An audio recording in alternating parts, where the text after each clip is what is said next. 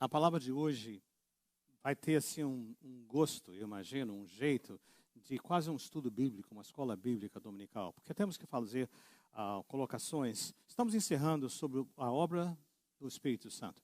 E para falar sobre isso, nós precisamos trabalhar algumas coisas em termos assim mais organizados, não inspirativos porque são verdade, mas mais no sentido de ensino. Fazer vários textos, vamos ter alguns na tela, mas a maioria vai ser, eu vou estar falando. Aqui à minha direita e à minha esquerda nós temos anotações dos textos. Às vezes ajuda em casa, você pode olhar, você pode conferir. Encorajo você aqui à minha esquerda, aqui à minha direita, você pode a qualquer momento fazer uso desse material. Eu sei também, conhecendo a igreja, hoje com a classe de membros, nós sempre começamos, vamos almoçando, comendo e vamos compartilhando quem somos, de onde viemos, experiência com Cristo e coisas assim. O que eu tenho descoberto é que são as mais diferentes, pessoas que estão recém-convertidas, nasceram de novo ontem, por assim dizer. Outros, talvez até uma maioria, vêm de igreja já estabelecida. Você viu a irmã Esther falando da igreja batista, né? Outro falou da igreja, talvez, Assembleia de Deus, ou várias denominações. E denominações, apesar que cremos em um só Deus, não, Pai, Filho e Espírito Santo, cremos em um só batismo, uma só fé, um só corpo, por vezes nós praticamos ou interpretamos porções da Bíblia diferentes. O que eu vou estar passando para vocês reflete o que nós cremos como igreja. Obviamente que nós estamos certos, as outras igrejas estão tendo que aprender conosco, não é isso? Mas é importante que você faça isso. É possível que venham perguntas. Eu gosto muito de estar conversando e respondendo perguntas. Abrimos a Bíblia. Essa semana eu tive uma oportunidade excelente com alguém que, por causa de uma pergunta no grupo de célula, no estudo, de repente nós pudemos abrir um leque enorme. Quero encorajar você a fazer isso. Não fique com dúvidas, porque talvez você aprendeu A e eu estou aqui falando no sentido B. Uma coisa é certa, não importa se batista, assembleia, presbiterianos, o que seja, carismático, qual seja. Quando falamos do Espírito Santo, nós temos que olhar para ele de uma forma tríplice. Falei certo, Mônica? Existe essa tríplice, de 3 ângulos. Quando falamos de Deus, falamos também de uma maneira tríplice, Pai, Filho e Espírito Santo, um só Deus. Quando falamos do Espírito, também um só Espírito, mas temos que olhar em 3 dimensões. A primeira delas foi que nós já falamos, não vou poder voltar muito, vou apenas mencionar. Você pode ir no nosso canal de YouTube, CCP Newark, ou então no Facebook, na página, e você vai ter as mensagens aí. Mas em relação à primeira parte do Espírito Santo, foi uma maneira, característica, uma razão, a origem do Espírito Santo ser nos dado, foi que ele veio para nos dar poder para testemunhar. Poder para testemunhar. Quando Jesus terminou o seu ministério entre nós, depois que ele foi morto, que ele foi sepultado, ressuscitou, antes de ascender aos céus, ele investiu 40 dias com seus discípulos. E nesses 40 dias ele fez uma revisão. E ao final ele disse, portanto, toda a autoridade me foi dada, vão e façam discípulos. E nós ouvimos muito sobre isso nos domingos anteriores, principalmente no nosso retiro. Temos uma missão. De tudo mais que a igreja pode fazer ou realizar, nós não podemos não realizar a missão que nos foi confiada. E qual é? Ide fazer discípulos. A melhor tradução seria, enquanto a vida acontece, enquanto vocês estão indo, onde estejam, que país, que lugar, que época do ano, onde for, qualquer circunstância, façam discípulos. Então a missão é fazer discípulos. Ele também elabora para eles e para nós também, que esse fazer discípulos é que nós vamos fazer discípulos, ele diz assim, de todas as nações. Não, ele não estava se referindo a países, porque nessa época não haviam países como nós conhecemos hoje. Ele estava se referindo a grupos de pessoas, etnias, grupos de pessoas. Então façam discípulos, não é só do seu povo. Não é só desse grupo que fala português, ou desse grupo que fala inglês, ou desse grupo que fala espanhol, ou não, todas as pessoas, de todas as nações, todo grupo de pessoas. Como? Batizando-as. Há um processo de trazer, de evangelizar e trazer a Cristo. O nosso irmão presbítero mencionou da sua sogra, né? E ele estava dizendo que agora ela está aqui de uma maneira diferente, porque não só foi alcançada por Jesus, mas também professou sua fé pública e também passou pelo batismo, não é isso? Então agora, batizando, você está integrado na família de Deus. Experiência individual, pessoal, mas agora você está integrado na família de Deus. E ele diz para não pararmos apenas por si, agora a parte da igreja acabou. Não. Ensinando-os. Agora vem a parte do ensino, do discipulado, dia a dia, da mentoria, do fazer crescer. É como ter filhos. Pequenininho, precisa de tudo, até que aquele filho espiritual possa andar pelos seus próprios pés. Agora Jesus deixou muito claro, para você fazer discípulos, você não tem poder em você mesmo para fazê-lo. E ele diz, no Evangelho de Lucas 24, 49, não está na tela, eu vou estar lendo para vocês, ele diz assim, eu lhes envio a promessa de meu Pai. E ele disse assim, fiquem na cidade, porque não haviam começado ainda. Hoje nós já estamos andando. Fiquem na cidade. Que cidade? Jerusalém. Até quando? Até serem revestidos de poder do alto, referindo-se ao Espírito Santo. Então a missão é essa, façam discípulos, esperem. Quando vocês receberem o Espírito Santo, agora vocês podem começar. Em Atos 1:8, mesmo momento, mesma circunstância, Jesus falando aos discípulos, disse também, Atos 1:8, ele diz assim, mas receberão poder. Quando? Quando o Espírito Santo descer sobre vocês. E aqui poder para quê? E vocês serão minhas testemunhas. Ele conclui em Jerusalém, Judeia, Samaria e até os confins da terra. Então, essa é a missão que nos foi concedida. E a pergunta que nós temos que fazer para nós mesmos que somos crentes é o seguinte, porque essa é uma área de fazer discípulos que nós, com facilidade, negligenciamos. E há uma série de razões para isso. Não legítimas completamente, mas pelo menos honestas. Como líderes da igreja presbítero, nós voltamos do Pine Brook, bastante assim, tocados, por sermos lembrados que temos uma missão, fazer discípulos. E entre nós, conversando, né, nós compartilhando, dizemos, é esse mesmo a vontade de Deus? Unânime, sim, esse é o que o Senhor, a ordem que Ele nos deu. Então nós não temos escolha, Ele é o nosso rei, vamos ter que segui-lo para fazer discípulos. E entre nós dissemos, então o que nós podemos fazer como líderes para podermos implementar isso nas nossas vidas e na igreja? Irmãos, e foi um momento muito importante, porque nós chegamos a várias conclusões. Sabemos que essa é a vontade de Deus. Mas segundo, sabemos que existe um inimigo terrível, que é o nosso horário. Terceiro, que precisamos começar em casa. Mas se eu saio de casa às 6 da manhã, chego em casa às 7 da noite, com todas as outras atividades que estão envolvidas no relacionamento familiar, quando é que eu vou fazer o discipulado? Quando é que eu vou poder sentar, orar, falar, fazer isso? Agora não para na família. Jerusalém, Judeia. Como é que vão fazer discípulos nos demais? Eu creio que cada um de nós pode identificar pelo menos uma ou duas, três pessoas que Deus nos chama para... Temos uma afinidade para ser pai espiritual, para ser mãe espiritual, ser o irmão mais velho que vai discipular. Mas quando? De que maneira? Então nós saímos daquela reunião dizendo o seguinte, Senhor, ajuda-nos, nós precisamos dar um jeito no nosso horário. E aí vai entrar a confiança, uma série de questões. Porém, se ficarmos como estamos, não seremos capazes de fazer isso. Continuando.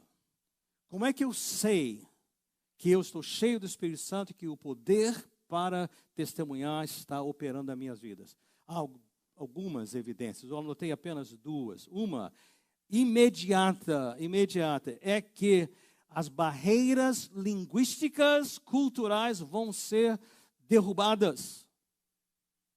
Cultura nos separa. Língua nos separa. Compreensão, perspectiva, a visão do mundo nos separa. Volta lá em Gênesis capítulo 11. O que aconteceu? Logo depois do dilúvio, eles os sobreviventes construíram uma torre para chegar aos céus. E eles estavam, de novo, se esquecendo de Deus, olhando para si mesmo, para exaltar os seus próprios nomes. O que é que Deus fez? Ele trouxe uma confusão. A Torre de Babel significa as pessoas não se entenderam, se espalharam pelo mundo. Essa maldição durou por séculos. Até quando? dia de Pentecostes. O que aconteceu? Se você olhar lá em Atos 2, você vai ver que estão listadas aí pelo menos 16 etnias, línguas, culturas diferentes. Mas na hora que o Espírito Santo foi derramado sobre aqueles discípulos, o que aconteceu? As barreiras desapareceram. Pessoas estavam falando línguas que nunca haviam aprendido. Pessoas estavam ouvindo na sua própria língua natal, sem nenhum empecilho.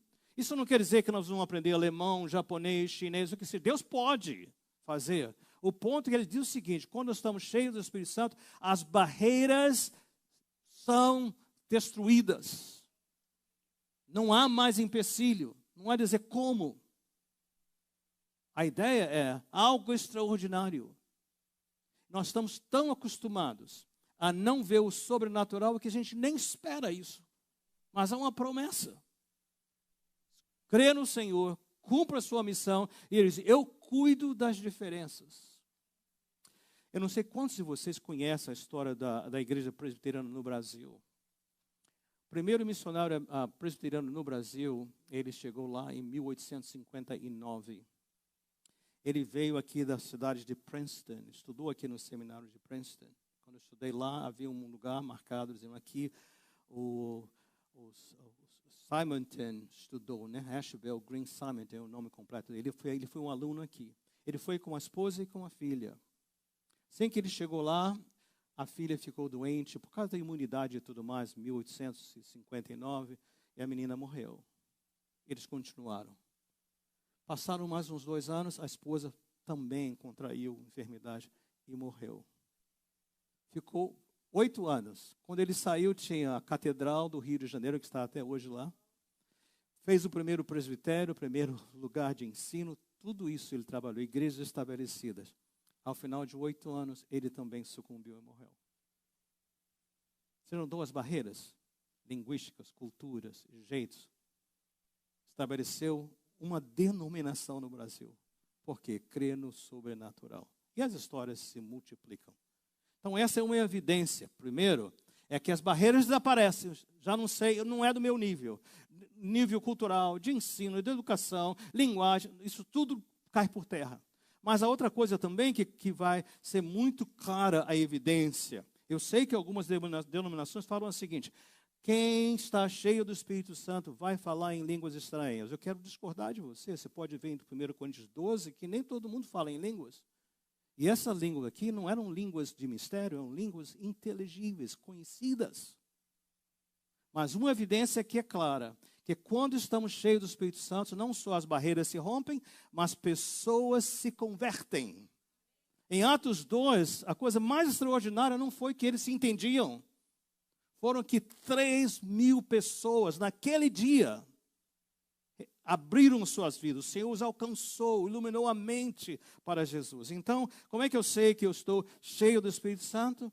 Quando eu estou testemunhando, fazendo discípulos. E eu sei que nós precisamos desse poder.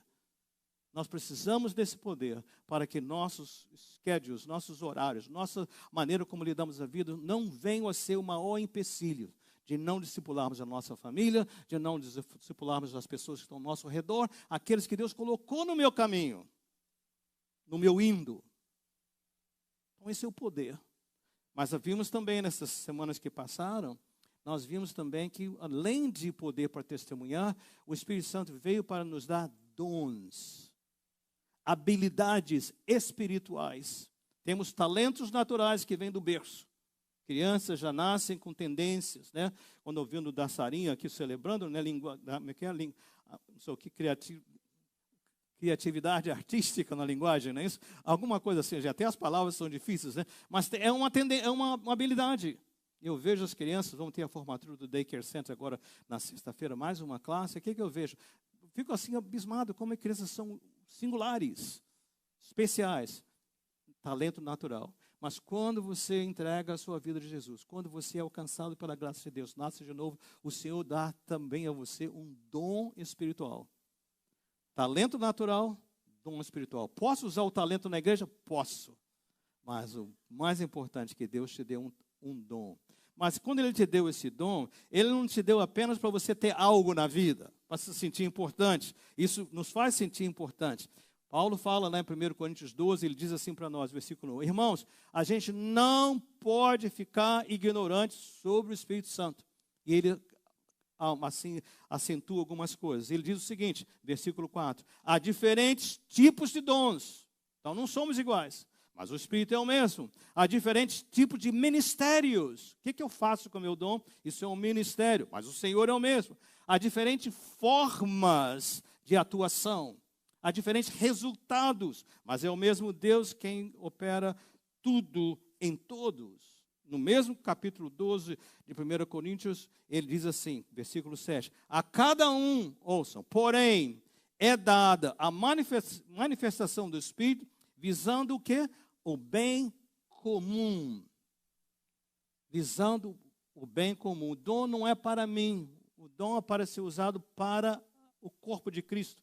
Quem é o corpo de Cristo? Somos nós, que já nascemos de novo. Então, o propósito do dom não é para a minha vida. É para como é que eu vou usar isso para a edificação. E só para que não haja dúvida, em Efésios 4...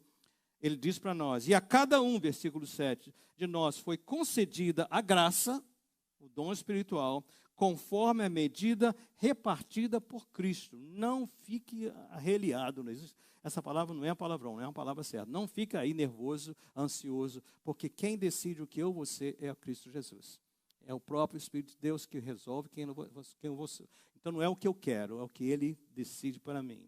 E ele diz muito claramente lá em Efésios 4, diz assim, e ele designou alguns para apóstolos, pessoas que começam novos trabalhos, outros para profetas, outros para evangelistas e outros para pastores e mestres.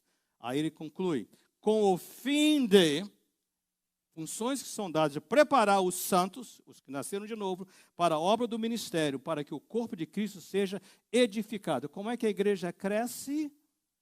Através dos membros. Através dos membros. Quero compartilhar com vocês como uma inspiração. Durante a pandemia, o nosso ministério em espanhol estava reduzido a 8 pessoas. Um bom dia, talvez 10 pessoas. Estávamos reunidos na sala de conferências. Voltamos ao ministério em português logo cedo para os cultos presenciais, depois em inglês mais tarde, começamos também presenciais, e o espanhol permaneceu na sala de conferências. Como nós não temos uma pessoa designada para o ministério, fiquei ajudando, os nossos irmãos também, ali ajudando, mas tivemos que fazer algo. Criamos lá uma diretoria, 2 diáconos e uma irmã, para que serem os pastores do rebanho. E a partir daquele momento nós vimos, eu prometi a eles, quando nós chegamos a 25, nós trazemos o culto aqui para dentro. Aí quando tinham 3 domingos seguidos, 25, 28, 31, nós trouxemos aqui, ajeitamos nossos horários, começaram às 8h30. Eu queria que vocês soubessem hoje que hoje eles tinham 70 pessoas.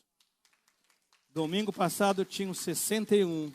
E no domingo anterior tinham 68. O que eu quero dizer? Eu estou pensando, presbíteros, irmãos, líderes, algum modelo aqui, porque tudo que eu preciso fazer com o Ministério Espanhol, como pastor sênior, é ter certeza que tem alguém dando a palavra.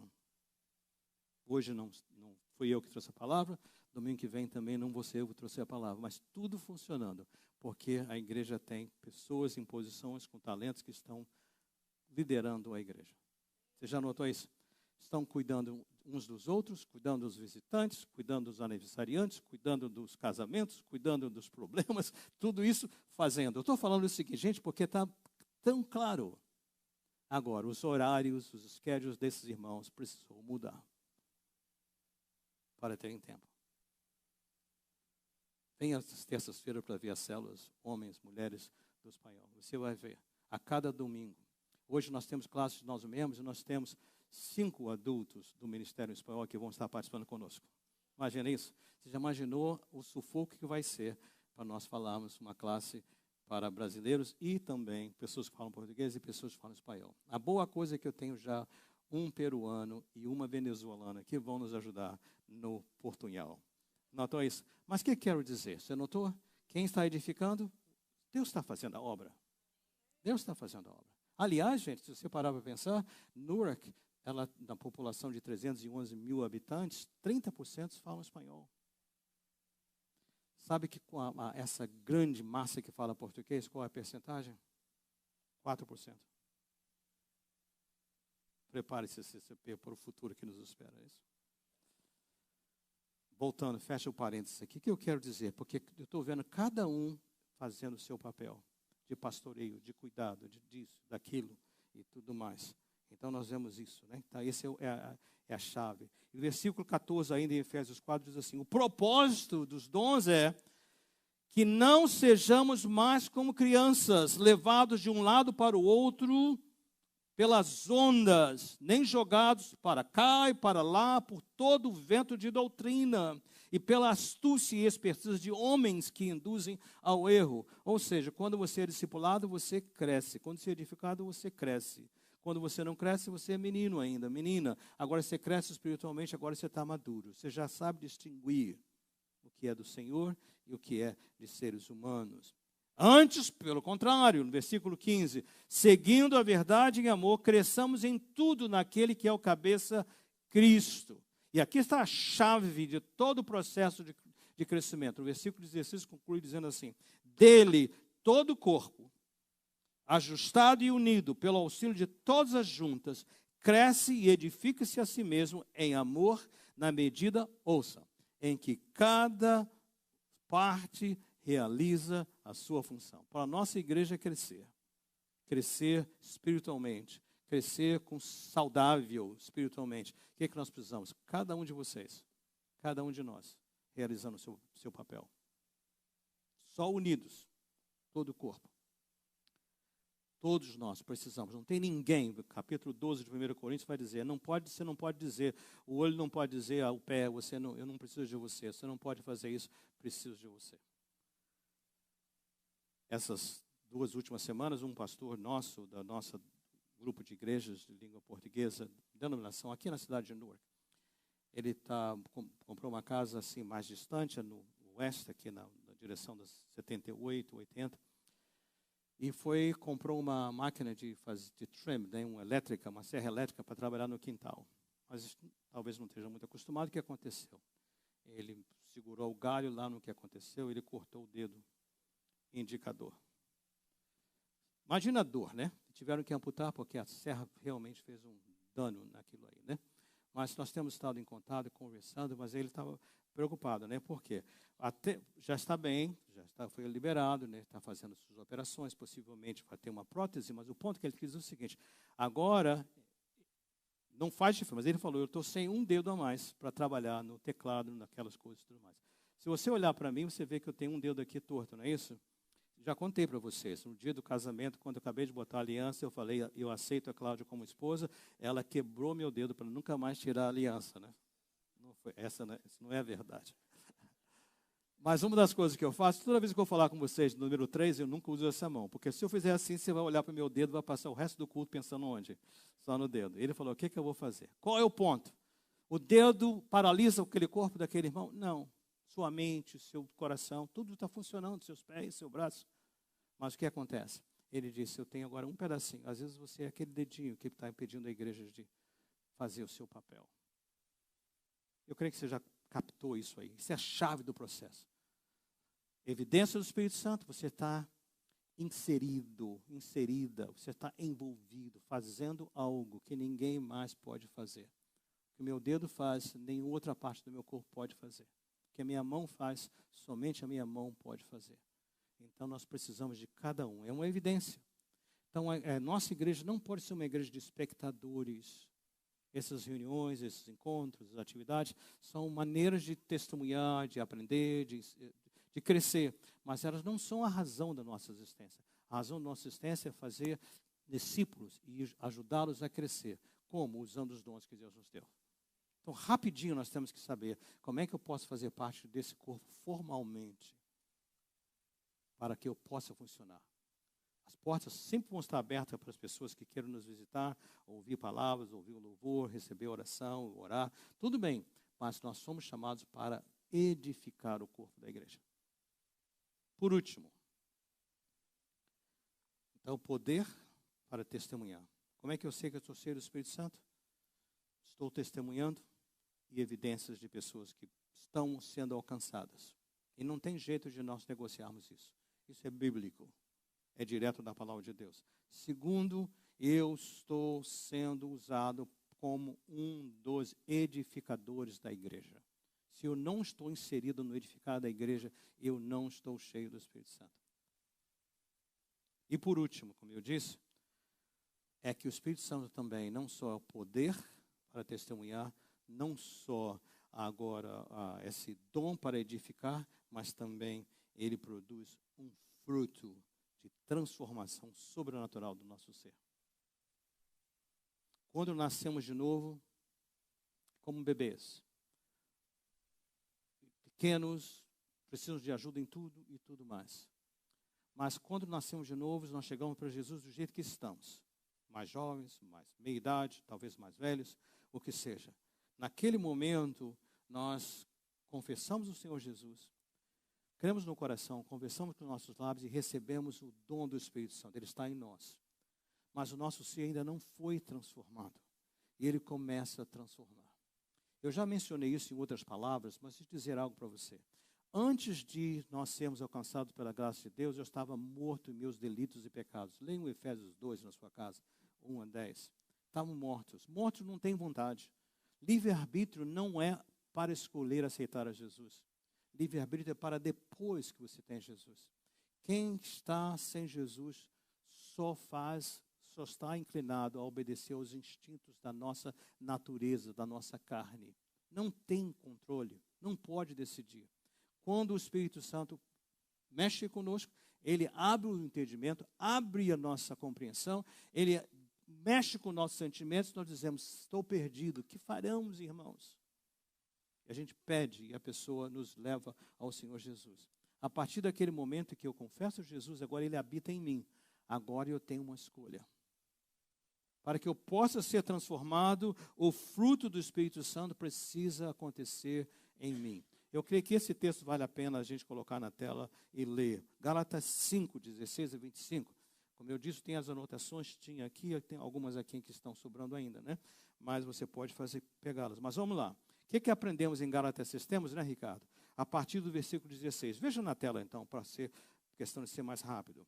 Por isso digo, vivam pelo Espírito, e de modo nenhum satisfarão os desejos da carne. Ele está introduzindo aqui algo muito sério. Ele está dizendo, vivam pelo Espírito, para não satisfazer os desejos da carne. Já está subentendido que a carne tem desejos próprios. Mesmo depois de convertido, a minha natureza tem uma agenda, tem um plano de vida. O que ela vai fazer, o que não vai fazer. Ela está aí, tá? Eu sei que aqui vocês são todos em forma, ninguém está lutando com peso, coisas assim, né? Mas uma das coisas que a minha doutora, monitora, Cláudia Bernardes, ela está ali, me mantém ali na rédea curta, né? No que pode comer e não pode comer. Sabe que a coisa que eu mais gosto de tomar sorvete? Muito. A que horas da noite? À noite. Isso é bom para você? Não dá jeito. Mas a carne... Mas é só uma vez, é só hoje, é só um pouquinho. Ninguém está vendo. Não é assim que a gente faz? Ou sou só eu que sou pecador assim? Eu acho que você se relaciona com isso, né? Então a carne tem uma agenda para tudo. Para tudo. O jeitinho, como é que eu posso burlar? Como é que eu posso? Lei da vantagem, né? Lei do Gerson, já esqueci as gírias do Brasil, mas tem uns negócios assim. Como é que eu posso? A carne tem uma agenda sempre, mesmo depois de nascer de novo. Olha o versículo seguinte, diz assim, versículo 17, né? Pois a carne deseja o que é contrário ao Espírito. Oh, se a minha natureza fosse alinhada com o Espírito, seria uma maravilha, mas não. E ele diz mais ainda, o Espírito é contrário à carne. E ele continua, pois eles estão em conflito um com o outro, de modo que vocês não fazem o que desejam. Ele assim fica colocando muito para nós, né? De novo, antes eu não tinha vontade própria, só a carne dizendo o que fazer, como fazer. Mas Efésios 2 fala, o Espírito Santo vem e me deu vida. Mas Deus, que é riquíssimo em sua misericórdia, me ressuscitou, me deu nova vida em Cristo Jesus. Agora estou nasceu de novo, tenho vontade. E qual é a vontade que eu preciso exercitar agora? É dizer não para a carne e sim para o Espírito Santo. Agora, como é que eu sei que isso está acontecendo? Como é que eu sei que eu estou sendo transformado, agora que eu estou escolhendo o Espírito? Olha o versículo 17, diz assim: a carne deseja o que é contrário ao Espírito. Já tínhamos lido outra vez. O Espírito, o que é contrário à carne. Eles estão em conflito um com o outro, de modo que vocês não fazem o que desejam. É um conflito constante. Mas se vocês são guiados pelo Espírito, não estão debaixo da lei. Então essa urgência, essa força terrível da carne, ela não tem completo domínio sobre nós. Romanos 6 fala isso. O pecado não tem domínio sobre você.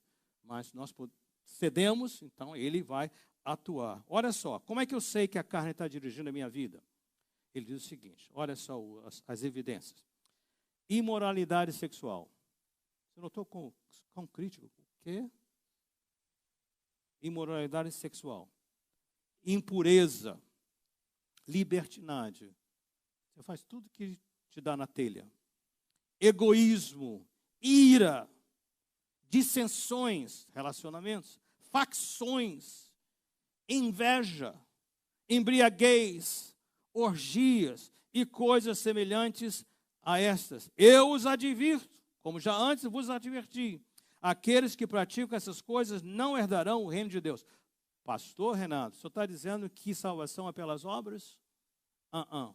É porque quem tem o Espírito vai estar em batalha. Então você não vai estar entregue a essas coisas. Me assusta, me tenho pesadelos pensando em Mateus 25, quando fala do grande julgamento. Jesus está colocando pessoas da direita e à esquerda, né? Entram para o gozo eterno e aqui também, afastem-se de mim. E as pessoas falam assim, Jesus, em teu nome, não fiz isso, não fiz aquilo. Ele fala o quê? Eu nunca os conheci. Então, aqui isso é um alerta. Se eu estou vendido à carne, se a minha vida não está sendo transformada, eu tenho que colocar aqui um ponto de interrogação, dizer, eu nasci mesmo de novo? Porque se eu nasci, eu continuo fazendo, agindo, sentindo essas coisas. É um alerta para nós. Mas ele conclui, versículo 22. Mas o fruto do Espírito, e aqui é a lista. Fruto, um fruto, com vários gomos.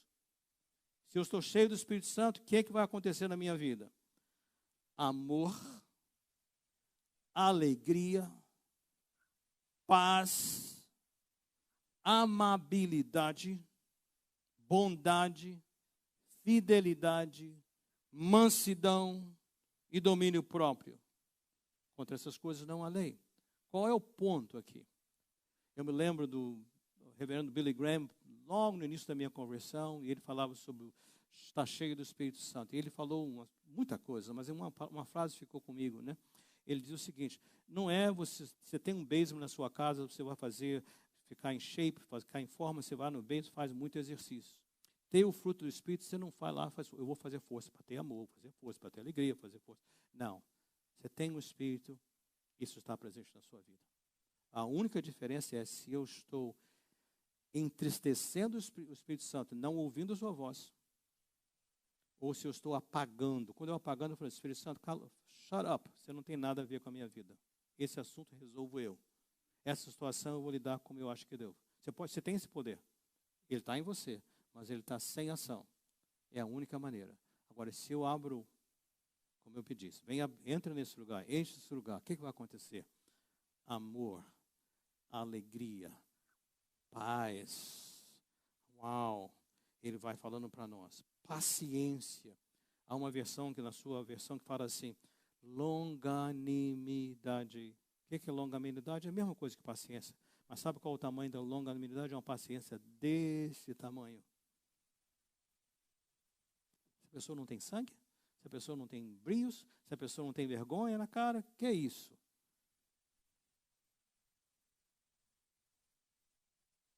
É o fruto do Espírito. Ele faz isso conosco. Evidência incontestável da presença do Senhor. Concluindo. Mesmo capítulo 5 de Gálatas, ele nos ajuda dizendo o seguinte. Como isso é possível? Os que pertencem a Cristo crucificaram a carne com as suas paixões e seus desejos. Ele dizia, não, carne, eu não vou fazer isso. Eu não vou agir assim. Eu vou agir pelo Espírito. Então, a primeira coisa a fazer é crucificar a carne. Não tem lugar. Mas ele conclui, mais ainda, dizendo o seguinte: se vivemos pelo Espírito, andemos também pelo Espírito. Crucifica a carne? Não. Espírito, vamos andar juntos. Direciona, fala, mostra o caminho. Essa palavra, às vezes, ela pode ser recebida como uma acusação, como alguma coisa assim. Ou talvez como alguma coisa inalcançável, que a gente nunca vai poder realizar. Isso não é verdade. O Senhor deu generosamente o Espírito. Ele derramou. Como lemos lá em Pentecostes, é um derramamento. Não é de medida, não é um copinho, não é uma jarra. É os céus abertos vindo sobre o povo de Deus. E essa oportunidade continua operando hoje. Mas eu tenho que saber o seguinte: se eu digo, Espírito Santo, enche esse meu lugar, essa é a minha vida, primeira coisa que vai acontecer, ele vai ter uma guerra com o schedule nossos horários. Porque a primeira coisa que ele vai em mim, primeira atividade é: vamos fazer discípulos, Renato, vamos lá? Aí eu digo, mas quando? Que horas? De que maneira?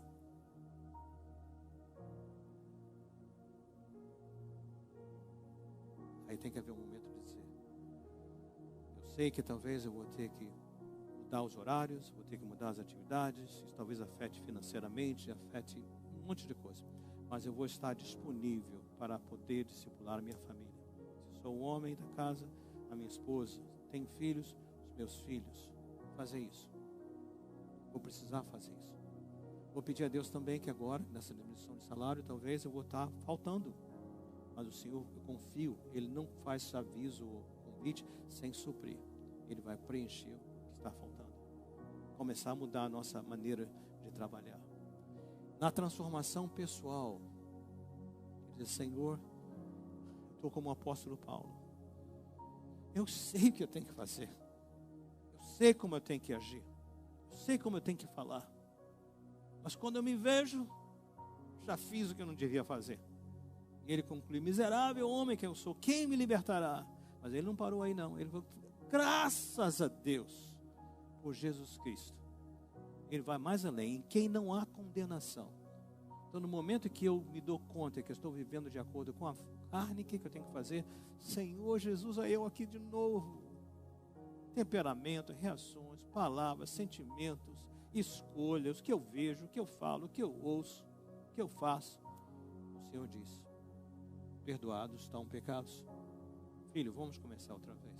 Filha, levantamos, vamos fazer direito. Ele faz isso conosco. E como eu mencionei, os dons edificaram a igreja.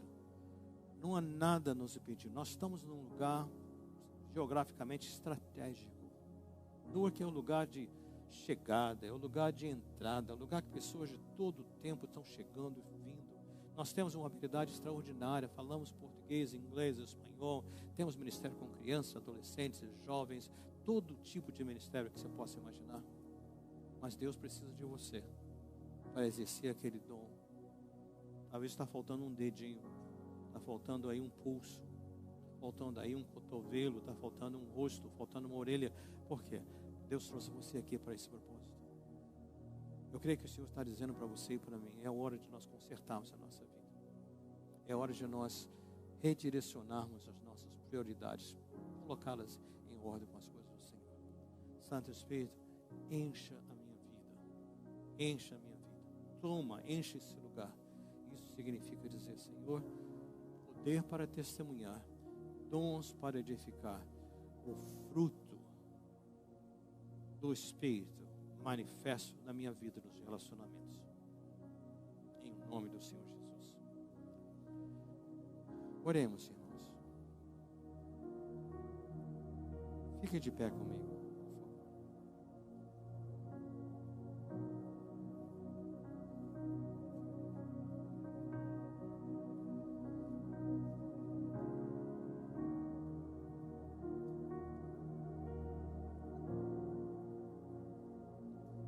Pai, quando o Senhor enviou Jesus, Ele esteve conosco, Ele vivenciou essa vida, poder, edificação, um ser sobrenaturalmente transformado. Modelou isso para nós.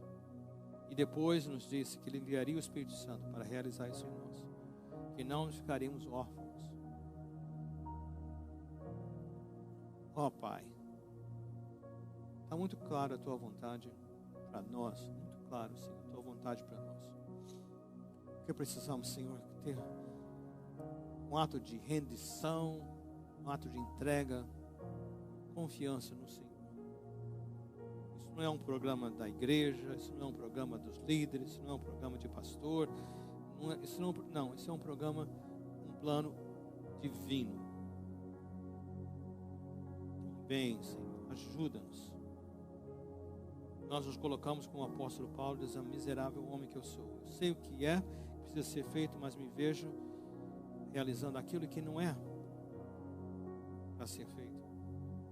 Mas obrigado, porque graças a Deus, porque em Jesus Cristo nós estamos libertos e temos a oportunidade, sem condenação, de poder viver essa vida transformada. Opera em nós.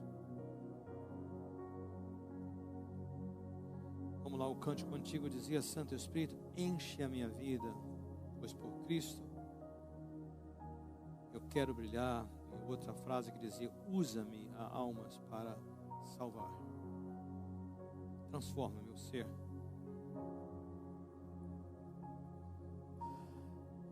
Transforma meu ser.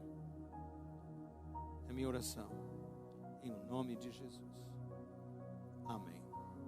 Até que nos encontremos outra vez. Aqueles que vão estar conosco na classe de membros, ou talvez você não deu o seu nome, mas quer talvez estar conosco no salão social, passa, vai adiante, ou pergunta: onde é a sala de conferência? Imediatamente vamos estar ali. Não toma café porque nós vamos almoçar. Mas até que nos encontremos outra vez, que o amor de Deus, o nosso Pai, que a graça do Senhor Jesus Cristo, que a comunhão e consolação do Santo Espírito de Deus esteja com cada um de vocês, com toda a igreja do Senhor espalhada pela face da terra, agora e para todos sempre. Amém. Vão em paz, povo de Deus.